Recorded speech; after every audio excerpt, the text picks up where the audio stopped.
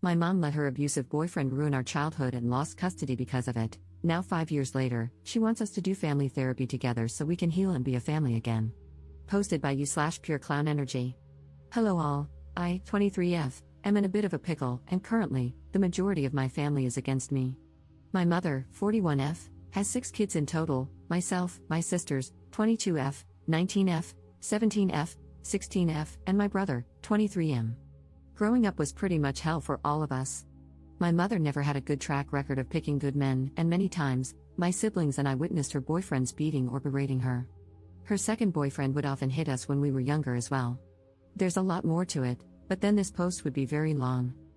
However, about 5 years ago, my mother lost custody of my 3 younger sisters due to SA from her most recent ex-boyfriend. We didn't want our sisters in foster care, so my brother and I begged our grandmother to take them in until we could come up with a plan or take custody ourselves. Dramatic, I know, but in my eyes, it has always been my siblings and me against the world.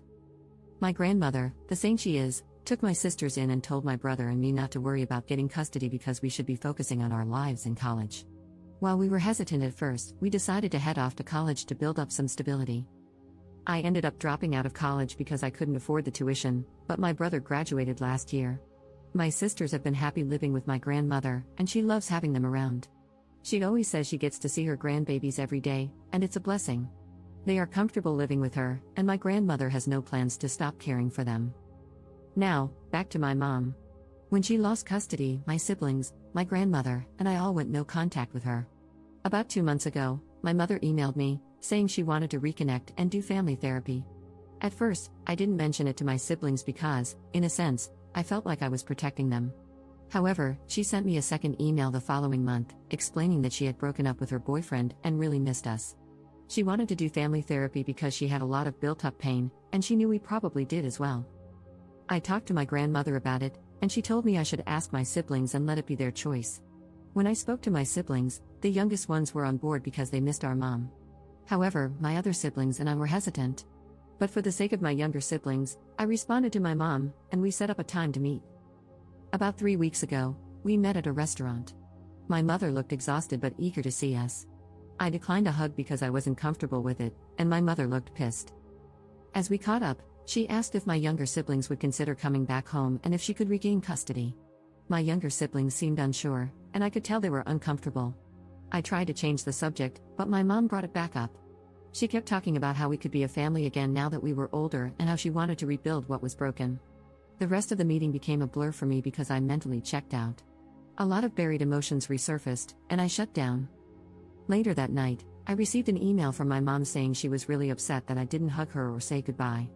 She said it was giving a bad impression to my younger siblings and that they might start mistreating her as well. I'm not going to lie, that email filled me with anger because she had a lot of audacity. I didn't respond, but I soon received another email, which was just a confirmation for our first family therapy session. We had the session yesterday. It started with the usual introductory process and familiarization. Later in the session, my mom kept going on about how she did everything she could to protect us, etc. The silence from my siblings and me was loud, and the therapist asked how we felt about what she said. My other siblings stayed quiet. I wasn't planning on speaking either, but then my mom said something that made me snap. She told the therapist that I had told my siblings not to say anything because I wanted to turn them against her and that she had scheduled this session to bring us together, not tear us apart. At that moment, I lost it. I started screaming that she wasn't a good mother and that she did nothing to protect us.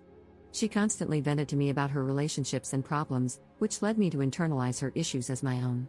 She never protected my brother when her boyfriends beat him for trying to defend her or my sisters. She never even thought to report her ex when my sisters first came to her about the abuse they suffered at his hands. I went off about a lot of other things, but by that point, she was bawling, and so were my siblings. I told the therapist that if anyone was splitting the family up, it was her, with her stupidity, ignorance, and outright neglect. I was breathing heavily after my outburst, and looking back, I'm not proud of how I lost control. The therapist suggested we take a break, but I told them I was done. I refused to sit there and listen to her try to blame me for her actions and problems. The session ended quickly after that. Later that night, my phone started blowing up with calls and texts from my mother's side of the family. They berated me, saying I was a horrible person for hurting my mother and making her feel terrible. They ranted about how she was trying to turn over a new leaf and rebuild a relationship with us. After all the calls and texts, I've been feeling like a crappy person for what I said to my mom. So, honestly, am I the jerk here? Up in the comments. I honestly don't even know where to begin. I'm crying because the support has been extremely overwhelming, and for once, I feel heard and seen, outside of my grandmother, of course. I truly appreciate the support. I have tried to read all the comments, but they keep rolling in. Again, thank you guys so much. I will add some context since I didn't elaborate much before because I didn't want to type a novel and make anyone read so much. My grandmother, she is my mom's mom.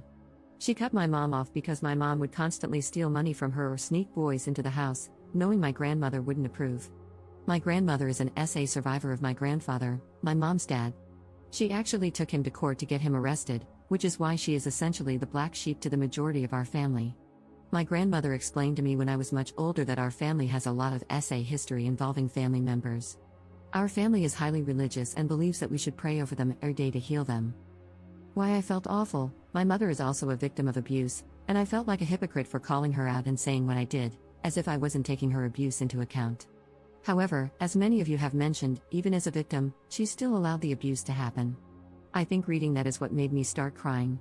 My siblings and I never got counseling because we just thought it was our fault that we experienced the abuse. In our past conversations, we often try to carry the burden of not protecting our mom more. My mom's side of the family, they are enablers and abusers themselves. My grandmother has countless stories about them. I feel as though a part of them wants my siblings and me to make up so we can appear to be a happy family.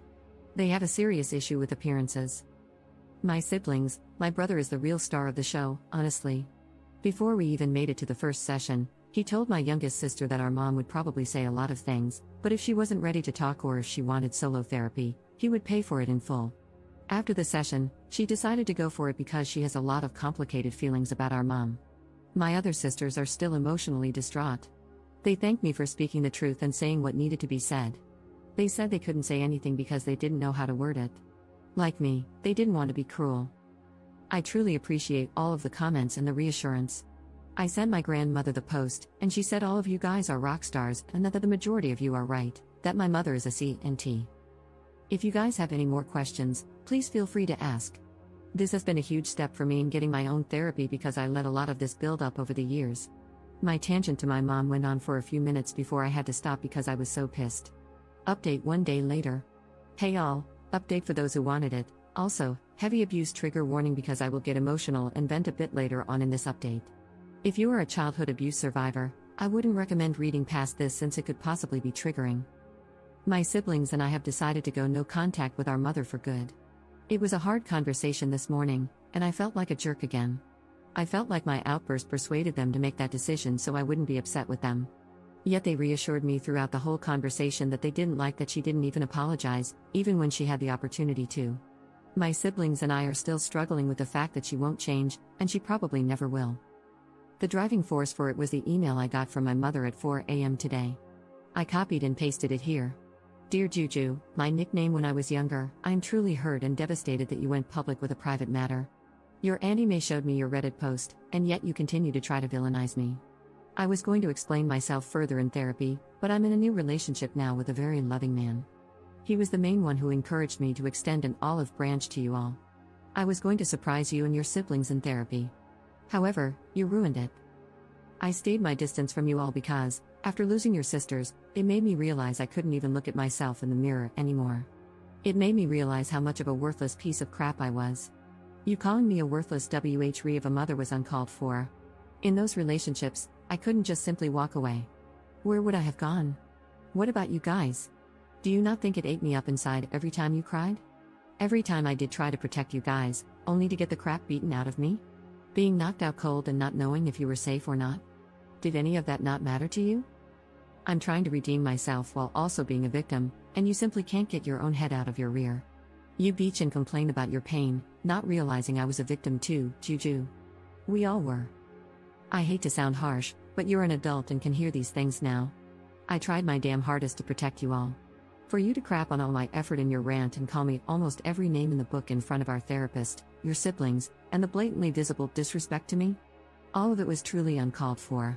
I will not have contact with you until you apologize to me for what you said. You broke my heart, Juju, but Mama still loves you. And me going no contact with you is to show that you can't just hurt someone because you yourself are hurting. I will be over to see your sisters later at my mom's place to talk one-on-one with them. I would appreciate it if you were there to apologize. But if you will not, then I highly ask that you not be there. The email really crushed me. I completely understand that she was a victim as well. Like I also mentioned to a kind Redditor who messaged me last night, she did provide what she could. Yet there were many moments we either went hungry or without some necessities. One of my most embarrassing moments was asking strangers on the street for money so my sisters and I could get pads and tampons. My mom's third boyfriend threw ours out because he didn't believe in periods. That whole ordeal, among others, was so damn humiliating. I got a mixture of anger and sadness when she said she tried her hardest to protect us. Where was that determination when her boyfriends would beat the hell out of me and my older brother because we didn't want them alone with our sisters or touching our younger sisters?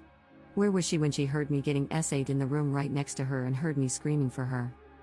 It's just an overwhelming sorrow because, in her eyes, she did her best. But in my eyes, she did absolutely nothing, and I told her as much, and then some, in our session. Like many of you pointed out, she may have been a victim, but she did nothing to protect us. I have to sit with that for the rest of my life? My siblings have to deal with that for the rest of their lives. I have to work through all the damage she caused while she gets to play hero and have her redemption arc? I'm done with her, and I'm happy to know the feeling is mutual according to her. She did call my grandmother this morning during breakfast and demanded that she let her see her kids. My grandmother told her that she could try, but she wasn't coming past the gate unless my sisters wanted her to. My grandmother put her phone on speaker and asked my sisters if they wanted to see her. My youngest sister actually responded this time and said no. And not for a very long time, at the minimum. My mom tried to scream at my grandmother, but I could hear her voice cracking from trying not to cry on the phone. My grandmother told her she could go F herself, and not to call her again. After that, the conversation about no contact went into overdrive. My siblings have their own memories of her to account for. They aren't comfortable with me sharing them, so I really just shared mine and a bit of my brother's. It's all just so surreal to me. I thought that maybe she was actually okay with being alone, but here she is, not being truthful about when she broke up with her most recent ex. I didn't ask because I don't even care anymore. Yet she's already in a new relationship? It's hard to grasp that my mother just can't be alone. I even feel disgusting calling her my mother because it stings to know that she never really was a mother. Not to me or my siblings. For my family members who have been messaging me, I just blocked them on every social media platform. They stopped trying to call me since I set up my phone with an app to reject all calls from unknown numbers that aren't in my contacts. As for my mom, I copied and posted my response here. Victoria, since you are no longer my mother, I have no need for formality. You make me absolutely sick to my stomach. You know the pain you caused me and my siblings. You know you didn't do crap. You know that you never even had a grain of maternal instinct. If you did, you never would have allowed us to get hurt. I know you can't sleep at night with those thoughts running around in your head. I hope for the rest of your life, it eats you up inside. Your new boy toy will be the only thing by your side when you're frail and almost dust. I'm done allowing you to hurt not only me but my brother and sisters as well. You have no right to try to prance your happy, fake face into our lives now that you see we are doing well without you. It hurts, doesn't it? To know that even through all the BS, we are 10 times better people than you could ever imagine in your twisted little head. You don't have to worry about me contacting you. I will have nothing to do with you. Even after your death, I will have no connection and, hopefully, no memories of you. You may still be alive and breathing, but to me, you are a shallow corpse of a stranger, and I intend to keep it that way. You live in a fantasy world, and I hope on your deathbed, you have such a crippling feeling of regret that you croak on the spot. Don't ever contact me or my siblings again. My brother wants you to know he'll spit on your grave if he ever finds out you died, so sleep well with that, you effing beach. I'm not too proud of my response, but at this point, she is dead to me. She should have been a long time ago, but it felt so good to get that pain from the most internal part of my chest. I'm pretty sure she won't put up a fight since my words hurt her so much. If she does and her antics are crazy enough, I'll update again. However, for now, I'm taking a well-deserved break and signing myself up for therapy. I realize I have a lot of anger and resentment built up that I need to work through correctly and positively. Thank you all for the support and kind messages. I will be posting some of them on a vision board to help me through therapy. Thank you, Reddit, so much for being here in a time of need for a stranger. Love you all.